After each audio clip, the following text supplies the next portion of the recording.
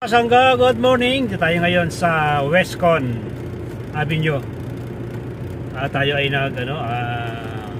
site visit. Sinamahan ko yung sa naming EP, yung build engineer namin. Pinuntahan namin tong nag-asphalt sealan ito sa kahabaan ng Westcon Avenue. Ito yung mga bagong buhos na kalsada.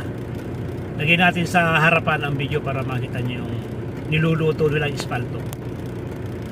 Bang kainin yan? Luto na ba yan? Hindi na bang kainin yan? Luto na yan. Pwede na yan. Pwede na bang tikman yan kung luto na?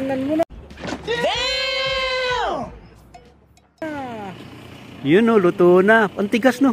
Parang tagal malusaw. Lapit na, maluto yan. Muna pa yata lusaw ang natay.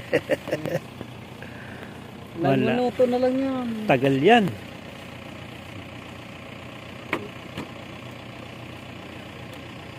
Ninipis na yung lata mo. Sobrang ng init.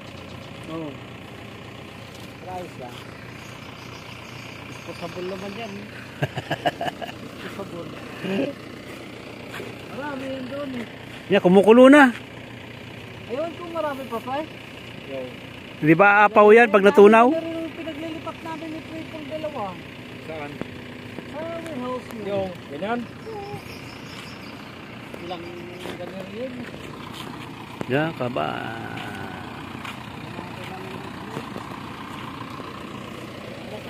Ito yung buo. Oh yan. Ito yung buong espalto.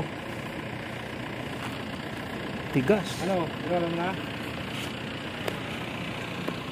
Ready ka ba kayo? Hindi ko makakita. Ikaw na kami, friend. Building.